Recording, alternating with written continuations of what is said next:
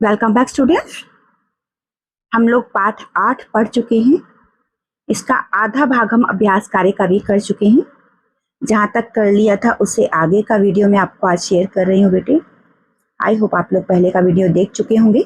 नहीं देखा है तो पहले बेटे पाठ वाला वीडियो और पहले का जो एक्सरसाइज वाला अभ्यास कार्य वाला जो वीडियो है उन्हें देख लें, उसके बाद इस वीडियो को देखना शुरू करें। तो चलिए हम लोगों ने जहाँ से इसको छोड़ा था वहाँ से शुरू करते हैं। हमने बिहू नृत्य के लिए बरगद के पेड़ के नीचे मंच क्यों बनाया गया होगा, यहाँ तक कर लिया था। इसके आगे आपकी आ जाती है शब्दों की बात। तो यहाँ पर आपको कुछ गतिविधियां दी गई हैं शब्दों से जुड़ी हुई, जिनके लिए आपको क्लियर कहा गया है कि आप शब्दकोश का इस्तेमाल कर सकते हैं, आप लोग इंटरनेट की सहायता ले सकते हैं, आप लोग साथ में क्या है कि शिक्षकों की मदद ले सकते हैं, साथ में आप मेरी मदद भी ले सकते हैं। तो यहाँ पर आपको ये कुछ एक्सरसाइज दी गई हैं, इनको हम लोग करेंगे यहाँ से। अब चलिए शुरू कर लेते हैं। तो आपको दिया गया है यहाँ पर पहला प्रश्न जो दिया गया है वो है असम से जुड़े शब्द। इस पाठ में अनेक शब्द ऐसे हैं जो असम से विशेष रूप से जुड़े हुए हैं, यानी कि उनका कहीं ना कहीं कुछ ना कुछ लिंक असम के साथ है। ठीक है बेटे, तो अपने समूह में मिलकर उन शब्दों की पहचान कीजिए। इसके बाद उन्हें नीचे दिए गए स्थान पर लिखिए। इसमें आपको कुछ संकेत भी दिए गए हैं, असम के नृत्य, त्योहार, भाषा आदि। तो यहाँ पर जो आपको स्काई तरह के जो क्लाउड्स दिए गए हैं, इनमें आपको एक एक शब्द लिखना है। तो चलिए हम लोग लिख लेते हैं बेटा यहाँ पर। तो सबसे पहले जो आपको दिया गया था यहाँ पर, आपने पढ़ा है, आपको नाम दिया गया था बिहू। याद आया? बिहू था वहां का नृत्य। इसके बाद और चीजें आप याद करेंगे तो आपको अपने आप याद आ जाएगा। वहां पर एक नाम आया था गुवाहाटी, जो वहां राजधानी है असम की, है ना बेटा। आगे आपने पढ़ा होगा इसमें असमिया यहाँ की भाषा है। ठीक है, असमिया यहाँ की भाषा है। और साथ में यहाँ पर आपको दिया गया था सत्र, जो वहाँ के मठ होते हैं उनको सत्र कहा जाता है। इसके अलावा वहां पर आपने पढ़ा था बोहाग बिहू पढ़ा था, लेकिन आप सतरिया शब्द लिख लीजिए। यहाँ पर सतरिया शब्द आया था यहाँ पर असम से जुड़ा हुआ। इनके अलावा और भी शब्द हम करेंगे। देखिए, साथ में आपको बताया गया था कि वहां पर असमिया भाषा बोली जाती है, गुवाहाटी थी। साथ में आपने वहां पर पढ़ा मलंग शब्द आया था बेटा, है ना, मलंग शब्द आया था। इसके अलावा और भी शब्द आप लिख सकते हैं। यहाँ पर आप असमिया लिख सकते हैं, असमिया वहाँ की भाषा है। इसके अलावा रेशम लिख सकते हैं, रेशम वहाँ पर जाना जाता है, मिलता है वहाँ पर। चाय के बागान लिख सकते हैं, वहाँ पर मिलते हैं चाय के बागान, है ना। इसके अलावा आप यहाँ पर लिख सकते हैं वन्य जीव वहाँ पर जो पाए जाते हैं, जिनके लिए कि असम प्रसिद्ध है। ये सारे के सारे शब्द आप लिख सकते हैं। इनमें से आपको जो याद रह जाए वो आप वहाँ पर आप लिख लेंगे बेटा। ठीक है, तो इतने सारे शब्द मैंने आपको बता दिए। इनमें से कोई भी 6 शब्द आप लिख सकते हैं। इसके बाद है 3 बिहू। वहां पर बिहू 3 बार मनाया जाता है, लेकिन तीनों बार अलग अलग टाइम पर मनाया जाता है। इनके बारे में आपको बताया गया है। तो पहला बिहू जो होता है, आपको बताया गया है कि असम में बिहू साल में 3 बार मनाया जाता है।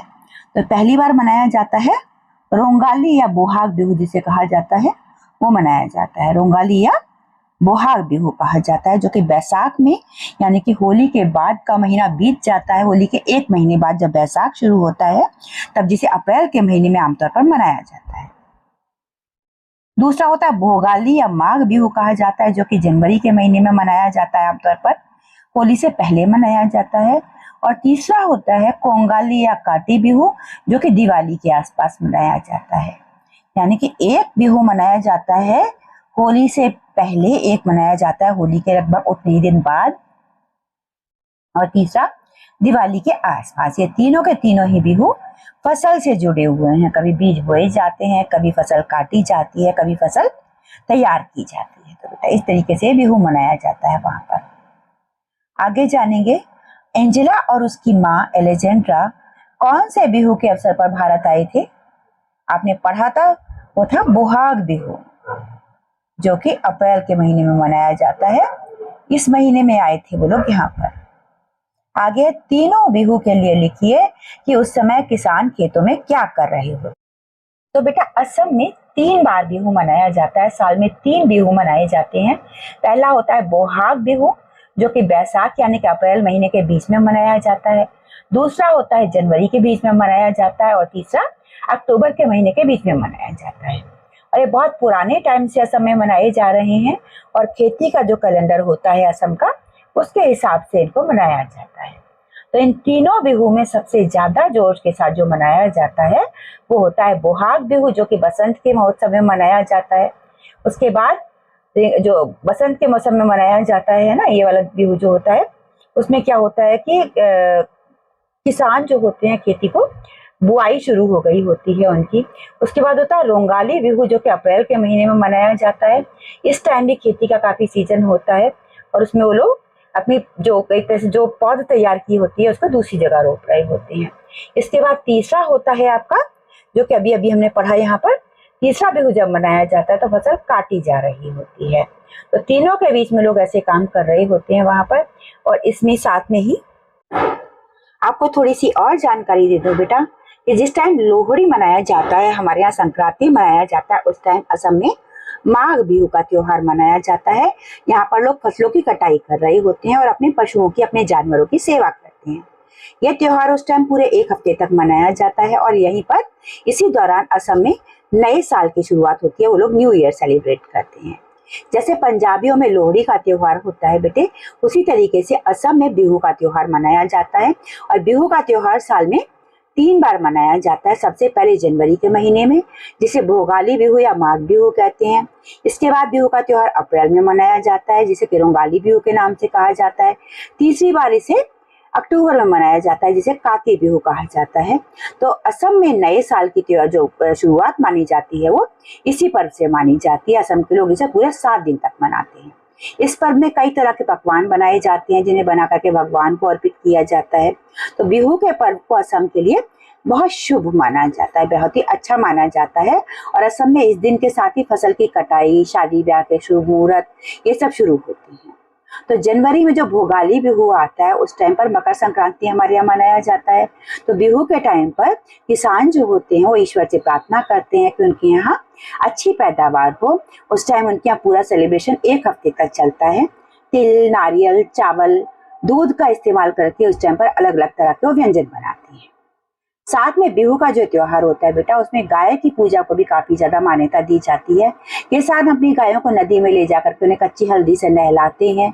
कच्ची हल्दी होती है, उससे उनको नहलाते हैं। और साथ में एक दिन गायों को नहलाना, उन्हें हरी सब्जियां खिलाने का रिवाज होता है उनके यहाँ। और असम के लोगों की यह मान्यता होती है, उनका मानना होता है कि अगर घर के पशु खुश रहेंगे, यानी गाय की सेहत खुश रहे, जो अच्छी रहेगी, तो उनका सबका स्वास्थ्य भी अच्छा रहेगा। तो इस तरीके से वो लोग असम में बिहू मनाते हैं। तीनों की तीनों बार फसल से जुड़ा हुआ होता है। पहली बार वो लोग बीज बोते हैं, फिर दूसरी बार उसकी रोपाई करते हैं, तीसरी बार उस फसल की कटाई करते हैं। तो इस तरीके से वहां पर बिहू मनाया जाता है। आगे आपको दिया गया पाठ से आगे की बात है, तो अपने समूह में चर्चा कीजिए। रीना आंटी की एक बिटिया थी अनु।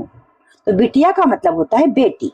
बेटी को प्यार से बुलाने के लिए लाड़ लाड़ में जैसे बोलते हैं तो बिटिया शब्द का इस्तेमाल किया जाता है। ऐसा ही शब्द एक बिट्टू भी होता है ना। तो आपके लिए पूछा गया है कि आपका निकनेम घर में क्या है। तो आपको अपना निकनेम बनाना है, बताना है। आप कमेंट सेक्शन में मुझे बता सकते हैं आपके घर में आपको प्यार से किन किन नामों से बुलाया जाता है। आप लोग कमेंट सेक्शन में लिख करके बेटा जरूर बताइए। आपके नाम का क्या अर्थ है, आपका नाम किसने रखा, पता करके बताइए। ये भी आप मुझे भी कमेंट सेक्शन में बता सकते हैं, आपकी कॉपी में भी लिख सकते हैं। तो आपका क्या नाम है, आपके नाम का क्या अर्थ है और आपका नाम किसने रखा, ये बात आप मुझे कमेंट सेक्शन में बता सकते हैं और मैं आप सभी को रिप्लाई करूंगी बेटा। अगला है आपका, वे एक साथ खेल रहे थे, है ना। वो कौन कौन खेल रहे थे, अनु और एंजेला खेल रहे थे। तो आप कौन कौन से खेल अपने मित्रों के साथ खेलते हैं, ये आपको बताना है।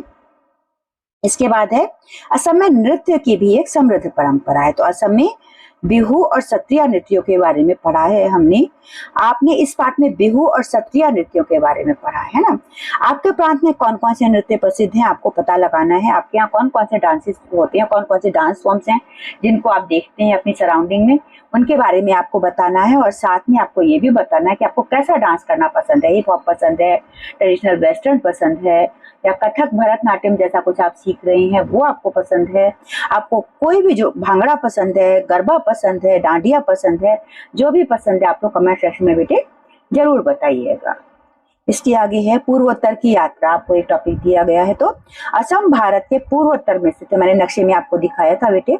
तो असम के अतिरिक्त, असम के अलावा पूर्वोत्तर में 7 राज्य और भी हैं। तो कभी आपको मौका मिले तो उधर की यात्रा कीजिए, वरना इन राज्यों के नाम आपको दिए गए हैं। क्या क्या नाम है? अरुणाचल प्रदेश है पूर्वोत्तर में, नॉर्थ ईस्ट जिसे हम लोग कहते हैं।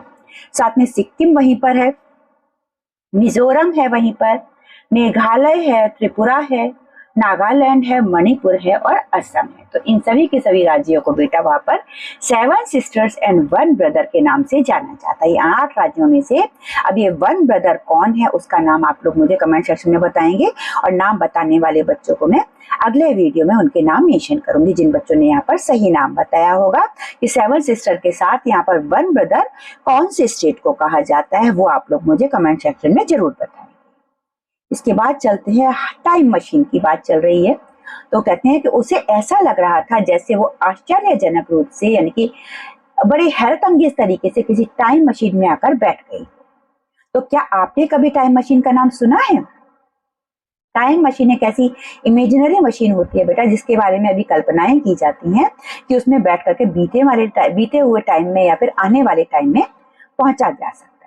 तो टाइम मशीन को अभी तक बनाया नहीं जा सका है बेटे, लेकिन अनेक लेखकों ने टाइम मशीन के बारे में कहानियां लिखी हैं और कई फिल्मकार जो हैं उन्होंने फिल्में भी बनाई हैं। आपको बताना होगा यहाँ पर कि कौन सी फिल्म है जिसमें टाइम मशीन की बात कही गई है। ऐसी टाइम मशीन पर आधारित कौन सी फिल्म है आप लोग मुझे जरूर बताएंगे।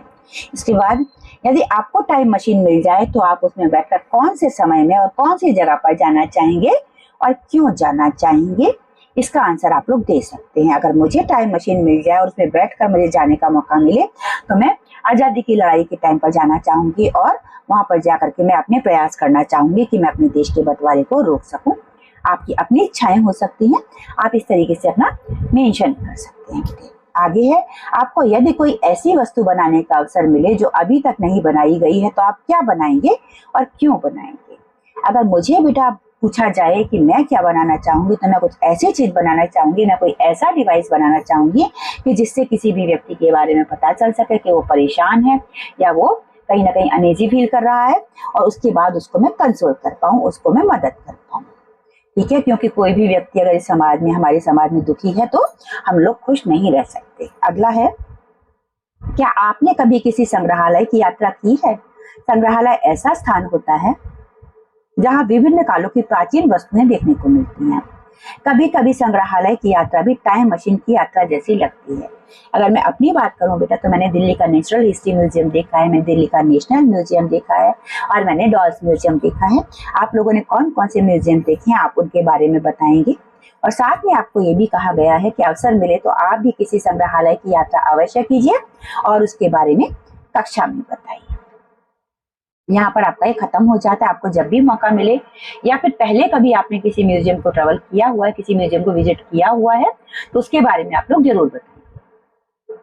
इसके बाद आपका सेक्शन आ जाता है खिलौने विभिन्न प्रकार के। तो एंजेला को अन्नू के खिलौने बहुत अच्छे लगे जो थोड़े अलग तरह के। एंजेला को अन्नू के खिलौने इसलिए अलग लग रहे थे क्योंकि उसके खिलौने जो थे वो उससे बिल्कुल अलग तरीके के थे। तो हमारे पास जो खिलौने हैं उनसे किसी और के खिलौने बिल्कुल डिफरेंट हो सकते हैं। तो अन्नू के खिलौने कैसे थे, लंदन में एंजेला के खिलौने कैसे रहे होंगे, तो हम अंदाजे से ही बता सकते हैं क्योंकि अन्नू के खिलौने के बारे में तो बताया गया है, लेकिन एंजेला के खिलौने कैसे रहे होंगे ये हमें अंदाजा ही लगाना है। तो अन्नू के खिलौने जो थे वो लकड़ी के थे जिनसे वो खेला करती थी। एंजेला के खिलौने प्लास्टिक के हो सकते हैं, मेटल के हो सकते हैं, रिमोट कंट्रोल वाले हो सकते हैं, बैटरी वाले हो सकते हैं जिनसे वो खेला करती है। अगला प्रश्न है, आप घर पर कौन कौन से खिलौने से खेलते रहे? मैं बेटा अपने टाइम में गाड़ियों से, छोटी छोटी जो होती हैं गुड़ियों से, किचन सेट से, गिट्टे, स्टापू, इन सब चीजों से खेलती रही हूँ। स्कीपिंग रोप आप लोग किस किस चीज से खेलते हैं उनके नाम आप बताएंगे। अगला प्रश्न है, भारत के प्रत्येक प्रांत में भारत हाथ से बच्चों के अनोखे खिलौने बनाए जाते हैं। आपके यहाँ बच्चों के लिए हाथ से बने कौन कौन से खिलौने मिलते हैं? तो मेरे यहाँ बेटा हाथ से बने हुए मिट्टी के बर्तन मिलते हैं, मिट्टी के खिलौने मिलते हैं बच्चों के लिए, साथ में गुड़िया मिलती है जो हाथ से बनाई जाती हैं। आपके यहाँ क्या क्या मिलता है वो आप बताएंगे। अगला प्रश्न है, भारत के बच्चे स्वयं भी अपने लिए खिलौने बना लेते हैं। आप भी कागज मिट्टी से कोई ना कोई खिलौना बनाना जानते होंगे, तो अपने हाथों से बनाए किसी खिलौने को कक्षा में लाकर दिखाएं और उसे बनाने का तरीका सबको सिखाएं। तो बेटा मैंने एक डॉल बनाई थी फैंटा की बोतल से। अगर आप लोग चाहेंगे तो मैं फोटो दिखा दूंगी आपको। साथ में आप लोग मिट्टी से खिलौने बना सकते हैं, कागज की नाव बनाते हैं। बहुत से बच्चे ऑरिगेमी से या पेपर फोल्डिंग से बहुत सुंदर सुंदर खिलौने बनाते हैं। आपको भी कुछ बनाना आता है तो बनाइए बेटा और उसको अपनी क्लास में दिखाइएगा। आप लोग यहाँ पर देखिए, ये हाथ से बनाए हुए खिलौने दिखाए गए हैं। पहले एक चिड़िया है जिसपे टायर में जोड़ गया है, जिसको जोड़ा गया है। दूसरा आपकी दो चिड़िया जिनको डंडी में जोड़ करके रखा गया है। इनको घुमा करके लोग ऐसे दिखाते हैं जैसे उड़ रही हो या फिर बोल रही हो। तीसरी आपकी एक डॉल है, चौथा एक किंग बनाया गया है और पांचवा एक एरोप्लेन बनाया गया है। ये सारी की सारी चीजें बच्चे कई बार अपने आप बना लेते हैं बेटा। आगे मान लीजिए आप एंजेला हैं, आप लंदन लौट चुकी हैं और आपको भारत की बहुत याद आ रही है। अपने सखी अनु को पत्र लिखकर बताइए कि आपको कैसा अनुभव हो रहा है। तो पत्र लिखने के लिए आपको बेटा प्रैक्टिस दी गई है। देखिए आपको साथ में यहाँ पर ये लेटर भी दे दिया गया है। देखिए डिपार्टमेंट ऑफ पोस्ट की तरफ से जो लेटर है, services post on postal services by air mail for everyone, है ना। कहीं बाहर से जो लेटर आते हैं, इंडिया के बाहर से आते हैं, इस तरह के होते हैं। उसमें ये स्टैम्प टिकट जो स्टैम्प होता है वो लगा हुआ होता है। यहाँ पर अगर आपको पत्र लिखना है तो आप क्या लिखोगे? देखिए हम लोग कोशिश करते हैं, थोड़ा सा मैं आपको हिंट दे दूंगी। प्रिय अनु, है ना, ढेर सारा प्यार, ठीक है। इसके बाद आप लिख सकते हो, जब से मैं इंडिया से वापस आई हूँ मेरा मन यहाँ लंदन में नहीं लग रहा है। मुझे बार बार तुम्हारी याद आती है। वहां देखे हुए बिहू नृत्य की याद आती है, तुम्हारे घर में खाए हुए टेस्टी खाने की याद आती है। साथ में मुझे तुम्हारे खिलौने बहुत याद आते हैं, मुझे तुम्हारा वो मीठा बोलना याद आता है। मैं यहाँ पर अभी फिलहाल तुमको और तुम्हारे खिलौनों को, तुम्हारे व्यंजनों को बहुत मिस कर रही हूँ और बार बार मुझे उन चीजों की याद आ जाती है। इसलिए मैं तुम्हें ये पत्र लिख रही हूँ ताकि मैं तुम्हें बता पाऊँ कि मुझे वहां पर कितना अच्छा लगा था। वाकई तुम लोगों ने मुझे, तुमने मुझे बहुत मदद की और तुमने मेरा तुम्हारे साथ बहुत अच्छा समय बीता। इसके लिए मैं तुम्हें धन्यवाद भी कहना चाहती हूँ। इस तरीके से आप ये पत्र पूरा कर सकते हैं बेटा। इसके बाद आपका आगे आ जाता है, आप जानते होंगे कि पत्र लिखने के लिए आवश्यक सामग्री जैसे पोस्ट कार्ड, अंतर्देशीय लिफाफे आदि डाकघर से खरीदे जा सकते हैं। संभव हो तो आप भी अपने घर के पास के डाकघर में जाइए और एक पोस्ट कार्ड खरीद कर लिखने के लिए उसका उपयोग कीजिए। तो पोस्ट ऑफिस में बेटा ये अंतर्देशीय लिफाफा होता था। इसे हम लोग जब छोटे थे, जब मोबाइल इतने ज्यादा नहीं थे, फोन नहीं हुआ करते थे, तब इस पर हम लोग चिट्ठी लिख करके भेजा करते थे और इसको फोल्ड करके इस पर ऊपर सेंडर जो रिसीवर होता था उसका एड्रेस लिख करके हम लोग भेज दिया करते थे। साथ में आप ये देखिए, ये पोस्ट कार्ड होता था। इसमें पैक नहीं होता था आपका मैसेज, इसमें खुला मैसेज जाता था, मतलब इसे कोई भी पढ़ सकता होता था। तो पोस्ट कार्ड ऐसे जाया करता था। ये जो अंतर्देशीय लिफाफा होता था ये पैक हो जाता था अंदर की तरफ को, इसलिए इसमें लिखा हुआ जो हमारा लेटर होता था कोई पढ़ नहीं पाता था। और ये जो पोस्ट कार्ड होता था इसमें पीछे की तरफ को आप पूरा संदेश लिखते थे और ये छोटी जगह जो दी हुई है यहाँ पर संदेश लिखते थे और इसको पोस्ट कर देते थे, एड्रेस लिख करके, पिन कोड लिख करके। तो इसको कोई भी पढ़ सकता होता था, तो कोई खास बात नहीं होती थी तो पोस्ट कार्ड भेजा जाता था। लेकिन आमतौर पर लोग ये अंतर्देशीय लिफाफा ही पसंद किया करते थे अपनी चिट्ठियां भेजने के लिए। तो आगे, क्या आपने कभी डाक टिकट देखा है? संसार के सभी देश डाक टिकट जारी करते हैं। भारत का डाक विभाग भी समय समय पर डाक टिकट जारी करता है। तब टाइम टू टाइम यहाँ पर भी डाक टिकट जारी होते रहते हैं, हमारे यहाँ भी। तो डाक टिकट किसी देश की संस्कृति के बारे में महत्वपूर्ण जानकारी भी उपलब्ध कराते हैं। हमें डाक टिकट के जरिए वहाँ की जो इंफॉर्मेशन होती है वो भी पता चलती है, क्योंकि बहुत से लोग जो होते हैं वो देश विदेश के डाक टिकट को इकट्ठा करना भी पसंद करते हैं। बहुत से लोग होते हैं जो स्टैम्प कलेक्शन उनकी हॉबी होती है बेटा। यहाँ आपके पाठ में विभिन्न लेखकों के सम्मान में जारी किए गए कुछ डाक टिकट दिए गए हैं, इनको आपने ध्यान से देखना है। तो देखिए, सबसे पहले आपको दी गई है डॉक्टर वृंदावन लाल वर्मा की ऊपर जो डाक टिकट जारी हुआ था। ये 2 रुपए का टिकट था बेटे। 1992 में, शायद ये ब्लर हो रहा है, 92 में रिलीज किया गया था। दूसरा है आपको देखिए कबीर के ऊपर, तुलसीदास है, तुलसीदास पर जारी किया गया है एक टिकट। इसके बाद देखिए सूर्यकांत त्रिपाठी निराला पर है। अगला है सुभद्रा कुमारी चौहान पर जारी किया गया है टिकट। उससे अगला है कबीर पर जारी किया गया है डाक टिकट, ये कबीर पर है, इसे आप देख सकते हैं, कबीर पर जारी किया गया डाक टिकट है। इसके बाद ये पंडित श्रीलाल शुक्ल पर जारी किया गया था ये डाक टिकट। ये मुंशी प्रेमचंद पर जारी किया गया डाक टिकट है। इसके बाद ये मैथिली शरण गुप्त पर जारी किया गया डाक टिकट है, जिसमें उनकी फोटो लगी है। इसके बाद है ये बाबू गुलाब राय पर है, ठीक है। अगला है भारतेंदु हरिश्चंद्र पर। इसके बाद देखिए यह कुबेरनाथ राय पर जारी किया गया डाक टिकट है। अगला हरिवंश राय बच्चन जी पर है और अगला प्रताप नारायण मिश्र जी पर है। उसके बाद है डॉक्टर शंभुनाथ सिंह जी पर जारी किया गया डाक टिकट और हजारी प्रसाद द्विवेदी जी का डाक टिकट। ये सारे के सारे डाक टिकट जारी किए गए थे बेटा भारत की तरफ से। आगे और भी यहाँ भी देखिए, यहाँ पर महावीर प्रसाद द्विवेदी जी का डाक टिकट है। इसके बाद राहुल सांकृत्यायन का डाक टिकट है। इसके बाद दुष्यंत कुमार पर डाक टिकट है। इसके अलावा ये देखिए आप लोग महादेवी वर्मा पर डाक टिकट है। इसके बाद सुमित्रा नंदन पंत पर डाक टिकट है और ये रामधारी सिंह दिन पर डाक टिकट है। ये सभी के सभी लोग बेटा लेखक हैं जिनके डाक टिकट जारी किए गए हैं। इसमें से आपको पूछा गया है कि आपको इनमें से कौन सा डाक टिकट सबसे अच्छा लगा और क्यों। तो इसमें अगर मैं बताऊं तो देखिए यहाँ पर मुझे सबसे अच्छा लगा भारतेंदु हरिश्चंद्र का डाक टिकट। इसका कारण है, कहाँ है भारतेंदु हरिश्चंद्र का, ये रहा। मुझे भारतेंदु हरिश्चंद्र का डाक टिकट सबसे अच्छा लगा क्योंकि भारतेंदु हरिश्चंद्र के कुछ लेख मैंने रिसेंटली पढ़े हैं। उनमें उन्होंने भारत की समस्याओं के बारे में आज से 120 साल पहले जिन चिंताओं को जाहिर किया है, जिन समस्याओं की बात की थी, वो लगभग आज भी लगभग उसी तरीके से हमारे सामने आती हैं और कहीं ना कहीं भारतेंदु जी ने उन सभी समस्याओं के हल भी बताए हुए हैं। इसलिए ये मेरे फेवरेट हैं और इनको मैं पढ़ना भी पसंद करती हूँ और साथ में इनके चिंतन को भी मैं प्रशंसा करती हूँ। अगला प्रश्न है आपको जो दिया गया है कि डाक टिकटों पर लेखक के बारे में कौन सी जानकारी दी गई। देखिए डाक टिकटों पर लेखकों के बारे में एक तो उनकी जैसे जन्म कब हुआ, मृत्यु कब हुई, उसके बारे में जानकारी दी गई है। साथ में पीछे देखिए जैसे राहुल सांकृत्यायन थे, ट्रेवलर थे, है ना, तो बौद्ध मठ दिख रहा है आपको पीछे देखिए यहाँ पर। साथ में यहाँ पर घूमते हुए लोग दिखाई पड़ रहे हैं क्योंकि खुद एक ट्रैवलर थे, अधिकतर ये घुमंतु प्रजाति के मतलब घुमंतु प्रवृत्ति के व्यक्ति थे, तो वो दिखाई पड़ रहा है। साथ में इनकी जन्म मृत्यु का टाइम दिखाई पड़ रहा है। ऐसे यहाँ पर ये देखिए आप, इसमें इनका जन्म का और मृत्यु का टाइम दिखाई पड़ रहा है महावीर प्रसाद द्विवेदी जी का। साथ में कितने पैसे का टिकट है वो दिख रहा है ना बेटे। ऐसे ही सुमित्रा नंदन पंत जी हैं, इनके डाक टिकट में देखिए 2015 में जारी किया गया था, वो दिखाई पड़ रहा है। ये सारी की सारी बातें इन सब डाक टिकटों में दिखाई पड़ती हैं।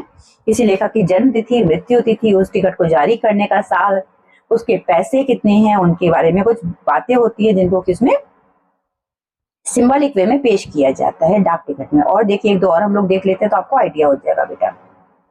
तो देखिए जैसे कि महादेवी वर्मा है, उनकी लिखी हुई थी यामा, तो यामा का जो उनकी बुक का जो पेज था वो यहाँ पर आपको दिखाई पड़ रहा है ना। ऐसे राहुल सांकृत्यायन की मैंने बात की। साथ में दुष्यंत कुमार जो थे भारत के बारे में उन्होंने कई किताबें लिखी, तो उनका देखिए यहाँ पर 5 रुपए का डाक टिकट आपको दिखाई पड़ रहा है, उसमें उनकी किताब दिखाई पड़ रही है। तो इनके बारे में ये सारी की सारी बातें हमें इनकी डाक टिकट से पता चल। आगे है आज की पहेली। तो आज हम लेकर आए हैं कुछ असमिया पहेलियां। हो सकता है इनमें से कुछ पहेलियों को पढ़कर आपको लगे अरे ये पहेली तो मेरे घर पर भी पूछी जाती है। तो कुछ पहेलियां आप पहली बार पूछेंगे, तो आइए आनंद लेते हैं इन रंग बिरंगी पहेलियों का। तो पहली असमिया पहेलियां हैं बेटा रिडल जिन्हें आप कहते हैं। तो हाथी दांत कदमर पात, यानी कि हाथी के दांत जैसी, कदम के पात जैसी, यानी कि कदम के पत्ते जैसी। तो हाथी के दांत सफेद होते हैं, तो हाथी के पत्ते जैसी सफेद है ये, और कदम के पत्ते हरे होते हैं, उनकी जैसी हरी है। तो हरी और सफेद क्या होती है, मूली होती है।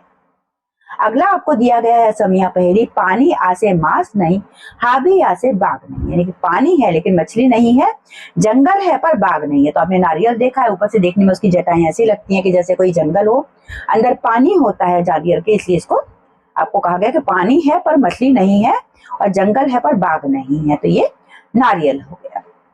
अगला कहा है आए बोलिले ने लागे वो पाई बोलिले लागे, मतलब आए बोलते हैं तो नहीं जुड़ते हैं, वो पाई बोलते हैं तो जुड़ जाते हैं। जैसे हम हिंदी में कहा जो पहेली बोलते हैं, लग लग कहे तो ना लगे, बेलग कहे लग जाए, यानी कि लग लग अगर हम बोलेंगे तो हमारे वोट आपस में नहीं लगेंगे, आपस में नहीं जुड़ेंगे, लेकिन अगर हम बेलग कहेंगे तो हमारे वोट जुड़ जाएंगे। ऐसे ही आइए बुलाएंगे तो हमारे वोट आपस में नहीं जुड़ेंगे, लेकिन अगर हम वो पाई बुलाएंगे तो हमारे वोट आपस में जुड़ जाएंगे। तो यहाँ पर बात होठों की हो रही है।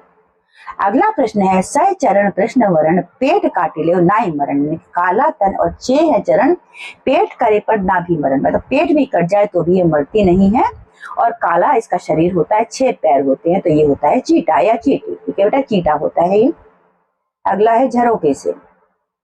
तो असम भारत के पूर्वोत्तर क्षेत्र में है, जिसे अपने वन्य जीवन, रेशम और चाय के बागानों के लिए जाना जाता है। तो आपने पढ़ा है कि असम का रेशम, जिसे मूंगा सिल्क भी कहा जाता है, बहुत प्रसिद्ध होता है। तो हम यहाँ पर अब जानेंगे कि मूंगा सिल्क कैसे बनता है और क्यों प्रसिद्ध है। तो कुछ वर्ष पहले मेरी नियुक्ति गुवाहाटी हवाई अड्डे पर हुई थी। वहां पर प्रायः मैं महिलाओं को एक विशेष प्रकार की आकर्षक साड़ी पहने देखता था। वो साड़ी सदैव भूरे सुनहरे रंग की झिलमिली सी होती थी, मतलब लेखक कह रहे हैं कि वहां पर अलग तरह की महिलाएं साड़ी पहनती थी जो भूरे गोल्डन कलर की होती थी, ब्राउन गोल्डन होती थी। उस पर अधिकतर पारंपरिक ढंग से लाल या काली बॉर्डर और हरे, लाल या पीले रंग के बूटों की कढ़ाई हुआ करती, मतलब एम्ब्रॉयडरी होती थी। तो कुछ समय पश्चात जब मैं असम के एक विवाह समारोह में गया, मतलब किसी शादी के फंक्शन में गया, तो वहां भी अधिकतर महिलाएं उसी प्रकार की अन्य चमकीली भूरी सुनहरी साड़ियां पहनकर आई थी। लेकिन वहां पर महिलाएं जो थी उस तरह की साड़ियां पहनकर बहुत सारी आई थी, और अनेक पुरुषों ने भी उसी प्रकार के भूरे सुनहरे रंग के कुर्ते पहने, तो पुरुषों ने भी उसी रंग के कपड़े पहने हुए थे, उसी कपड़े के कपड़े कुर्ते पहने हुए थे। केवल रंगों में हल्के या गहरे का अंतर था, मतलब किसी का गहरा रंग था, किसी का हल्का रंग था। मैंने अपने एक असमिया मित्र से पूछा कि वो कैसा भूरा चमकीला कपड़ा है। मैंने अपने मित्र से पूछा ये कैसा कपड़ा है, तो मित्र ने बताया कि भूरा नहीं बल्कि सुनहरा है, गोल्डन है, मतलब ब्राउन नहीं है, ये गोल्डन है। ये असम का सुप्रसिद्ध मूंगा सिल्क है, जो कि सभी प्रकार के रेशमों में सबसे महंगा होता है। मूंगा का असमिया भाषा में अर्थ होता है पीला या गहरा भूरा। मूंगा मतलब होता है, मूंगा शब्द का मतलब होता है येलो या फिर डार्क ब्राउन। और इसकी सबसे बड़ी विशेषता ये होती है कि पूरे दुनिया में ये केवल असम और देश के पूर्वोत्तर राज्यों में ही, यानी कि असम में और नॉर्थ ईस्ट में ही पैदा होता है मूंगा सिल्क, और कहीं भी मिलता नहीं है।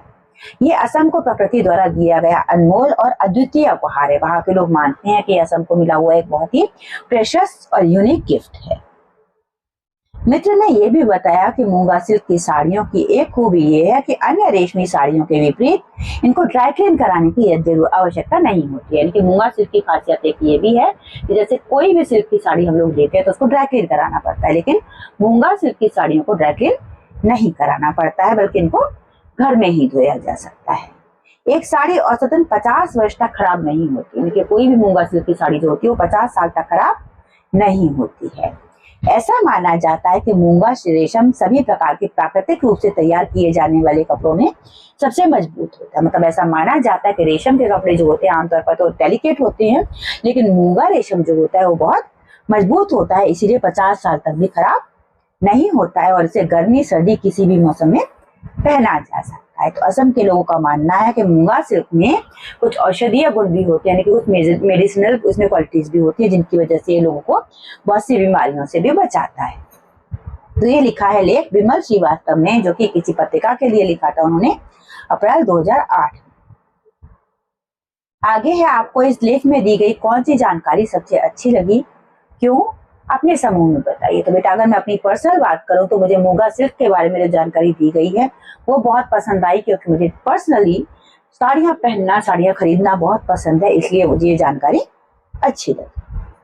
आगे है खोजबीन के लिए आपको सर्च करना है इंटरनेट से क्यूआर कोड की सहायता से, तो असम सहित पूर्वोत्तर भारत के बारे में आप और जान सकते हैं, और भारत के पारंपरिक लोक संगीत का आनंद भी ले सकते हैं, जिन्हें इंटरनेट कड़ियों और क्यूआर कोड की सहायता से पढ़ सकते हैं। आपको जो क्यूआर कोड इस पार्ट में दिए गए हैं मैं आपको दिखा दूं बेटा, शुरू में ही दिए गए हैं, यहाँ से आप इनको पढ़ सकते हैं। शुरू में आपको एक क्यूआर कोड दे दिया गया है बेटा, ये क्यूआर कोड है आपकी बुक का, जिससे आपको ये सारे के सारे आर्टिकल पढ़ने के लिए मिल सकते हैं। क्या क्या पढ़ेंगे यहाँ पर आप, यहाँ पर आपको मिल सकता है असम का बिहू लोकगीत मिल जाएगा आपको, सत्रिय नृत्य मिलेगा, मणिपुरी नृत्य मिलेगा, भारत के लोक नृत्य मिलेंगे, पूर्वोत्तर राज्यों के लोक नृत्य मिलेंगे और भाषा संगम असमिया का मिलेगा आपको।